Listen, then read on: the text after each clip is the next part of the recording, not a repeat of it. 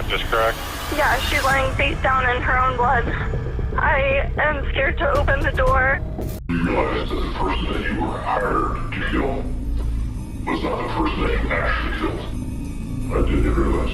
I want to say by the third or fourth shot, I felt like I was shooting the door. She closed the door, and then I opened it back up. And then I think I let two more off. This case will take us to Everett, Washington State on September 15, 2017.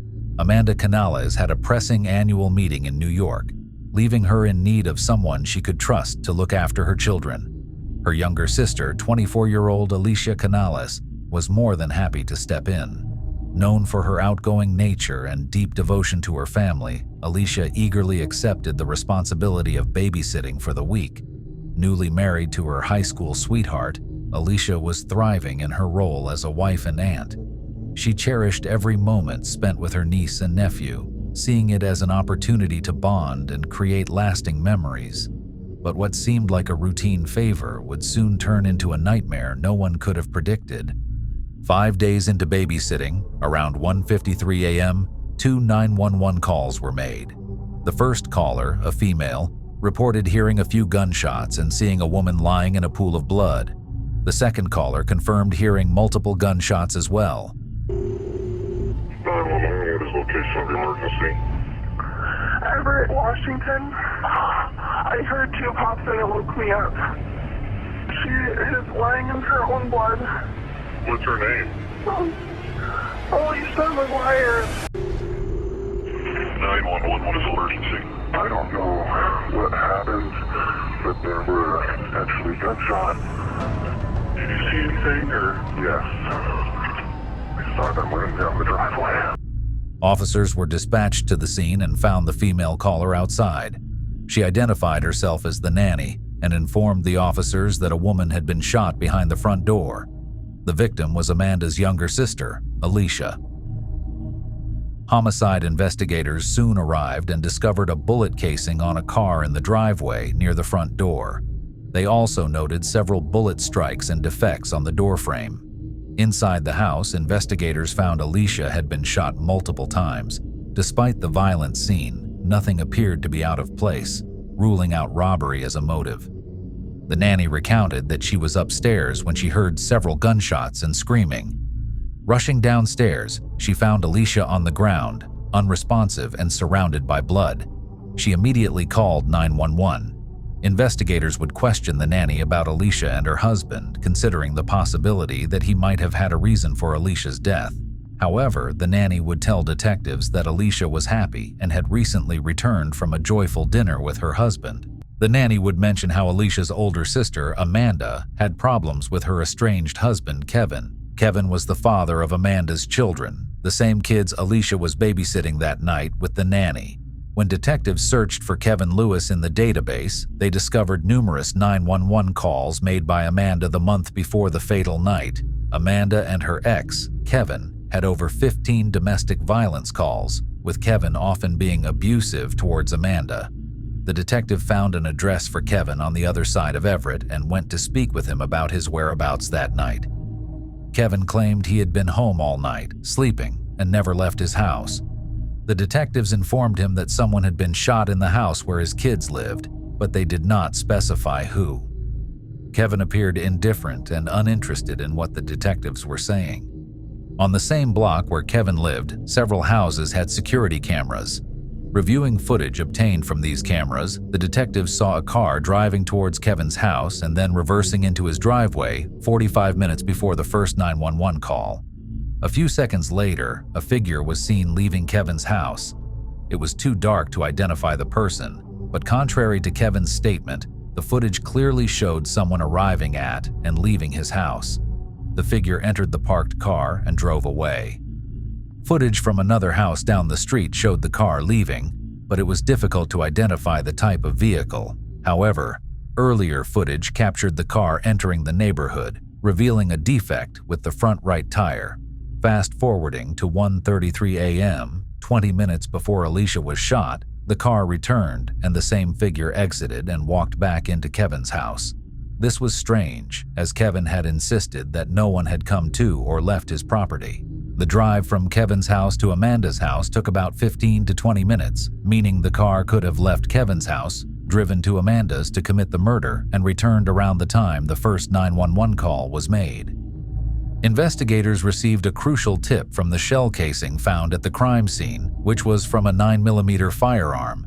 They also discovered that someone had purchased the same type of ammunition from a local Walmart, matching the ammo used at the crime scene.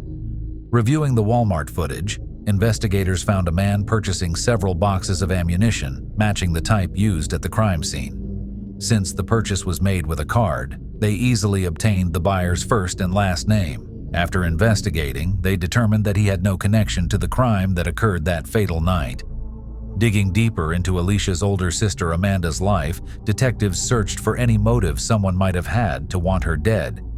They discovered an incident where Amanda and her ex, Kevin, had a heated argument that turned violent. As a result of the violent incident, Amanda obtained a restraining order against Kevin. Additionally, a judge granted her full custody of their children, and she and Kevin divorced due to his abusive behavior. To detectives, this provided a clear motive for Kevin to want Amanda dead, as he might have felt she had ruined his life. Amanda believed that if she had not attended the meeting in New York, she would have been the one shot. She felt her sister, Alisha, was tragically in the wrong place at the wrong time. Amanda was convinced that Kevin was behind everything that had happened. While reviewing the footage from Kevin's house, investigators noticed something they had missed earlier. The person who left Kevin's house entered the back seat of the car behind the driver, indicating that two people were already in the car when he got in. A year passed before investigators received a crucial tip that changed everything. Two women came forward with information. One of them recounted overhearing a conversation at a pool party where a woman was bragging about how she and a friend had shot a girl in the head behind a door. Although it was publicly known that Alisha had been shot, the exact location of the wound had not been disclosed. The woman also boasted that she and her friend had been paid off by Amanda's ex, Kevin. The suspects' names, including Alexis Hale, were provided to investigators. Looking through Alexis's social media accounts, investigators found several photos and videos posted around the time of the murder. One photo showed Alexis with a handgun, which could be the weapon that killed Alisha on that fatal night. In another video, Alexis recorded herself with a man in the background, later identified as Jared. She also recorded videos from the night of Alisha's murder. One video showed Alexis and Jared driving towards Kevin's house at the same time an unidentified car arrived there. This suggested that Alexis and Jared were the ones arriving at Kevin's house. Another video, recorded at 3:47 a.m. on September 20th, showed Jared, aka Jay, flaunting a stack of money. This was suspicious, given the tipster's information that Alexis and Jay had been hired to kill someone. It appeared that Jay was showing off the money he might have been paid for killing who he thought was Kevin's ex, but turned out to be her younger sister, Alisha. Further investigation into Jay's social media revealed that an older woman consistently liked his photos. This woman was linked to Jay as his aunt, but was identified as Kevin's mother, indicating that Jay and Kevin were cousins. Alexis was tracked down and arrested first, with the hope that she would talk, given her previous loose-lipped behavior at the party. Investigators banked on the fact that she was a juvenile at the time, assuming she would be more likely to cooperate. However, they were wrong. As soon as the interview began, Alexis requested a lawyer, effectively shutting down the conversation. Jay was found an hour away and became the investigators' only hope to solve the case. Detectives presented Jay with all the evidence linking him and Alexis to the crime. After a few hours of interrogation, Jay finally broke down and confessed to everything. He revealed that his cousin Kevin had hired him and his girlfriend Alexis to commit the murder that night. Jay recounted to investigators that he was unaware of his victim's identity at the time of the incident. He had believed his target to be Amanda. Providing a detailed account to detectives, Jay described the sequence of events leading up to the tragic mistake. It all began when Kevin propositioned them to carry out the act for a monetary reward, a proposal to which everyone reluctantly assented. As they embarked on the fateful journey, Alexis discreetly recorded their conversations while en route to Kevin's residence. However, upon arrival, it became apparent that Kevin and Amanda were not on speaking terms, leaving Jay unaware of her absence that week.